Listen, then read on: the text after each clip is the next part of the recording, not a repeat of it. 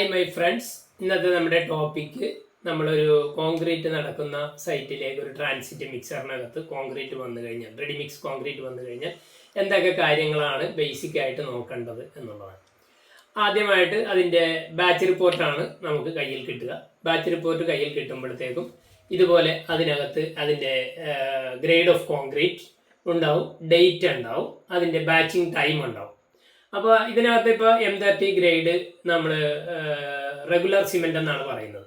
അപ്പോൾ regular cement നമ്മൾ M30 grade എന്ന് പറയുന്നത് എന്താണെന്ന് വെച്ച് കഴിഞ്ഞിട്ടുണ്ടെങ്കിൽ അതിൻ്റെ ക്യാരക്ടറിസ്റ്റിക് സ്ട്രെങ്ത് 28 ഡേയ്സിൽ 30 Nm/mm² ആണ് നമുക്ക് കിട്ടേണ്ടത്. അപ്പോൾ അതൊരു കാര്യം. രണ്ടാമത്തത് എന്ന് പറഞ്ഞു കഴിഞ്ഞാൽ അതിൻ്റെ മിക്സ് ഡിസൈൻ ആണ് അതിനകത്ത് വരിക. അതിനകത്ത് വരുമ്പോഴത്തേക്കും ഇതുപോലെ മിക്സ് ഇപ്പോൾ ഒരു M³ വേണ്ട ഫാക്ടറികളായിരിക്കും ആദ്യം എഴുതിയിരിക്കുക. അതിന് 7 M³ ട്രക്കിലുണ്ടെന്നുണ്ടെങ്കിൽ 7 M³ ഒരു പർച്ചേസാണ് ഞാനിപ്പോൾ നിങ്ങളെ എക്സ്പ്ലെയിൻ ചെയ്ത് കാണിക്കുന്നത്.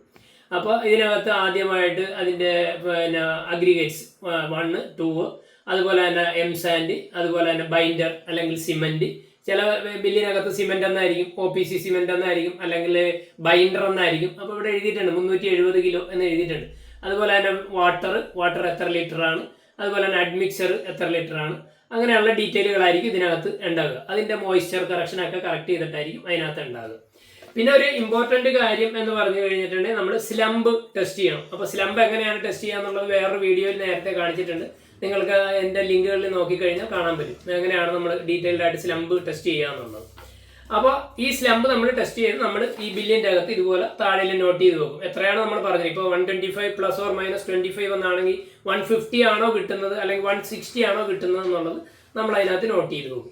അപ്പോൾ ഇങ്ങനെയുള്ള ഒരു 5 പ്രിലിമിനറി കാര്യങ്ങളാണ് നമ്മൾ ഈ ട്രാൻസിറ്റ് മിക്സർ വന്നു കഴിയുമ്പോൾ നമ്മൾ ഇമ്പോർട്ടൻ്റ് ആയിട്ട് നോക്കേണ്ടത്. ഒന്നാമത്തത് batching time, grade of concrete, type of cement, slump, design detail. ഇത്രയും കാര്യങ്ങൾ നമ്മൾ ബേസിക്കലായിട്ട് നോക്കിയിരിക്കണം. അത് മസ്റ്റാണ്. ആ കോൺക്രീറ്റ് അതിനെ റിജക്റ്റ് ചെയ്യണോ വേണ്ടേ എന്നുള്ളതൊക്കെ അറിയണമെന്നുണ്ടെങ്കിൽ അതിൻ്റെ ക്വാളിറ്റി എൻഷുർ ചെയ്യാൻ വേണ്ടിയിട്ട് ഈ 5 ക്യാരക്ടറുകൾ നമ്മൾ ചെക്ക് ചെയ്തിരിക്കണം. ഓക്കെ, വീഡിയോ ഇഷ്ടപ്പെട്ട് കഴിഞ്ഞാൽ നിങ്ങൾക്ക് ലൈക്ക് ചെയ്യുക, ഷെയർ ചെയ്യുക, സുഹൃത്തുക്കൾക്കൊക്കെ ഷെയർ ചെയ്ത് കൊടുക്കുക. ഓക്കെ, ഇതുപോലെയുള്ള വീഡിയോയുമായി നമുക്ക് വീണ്ടും കാണാം. നന്ദി, നമസ്കാരം.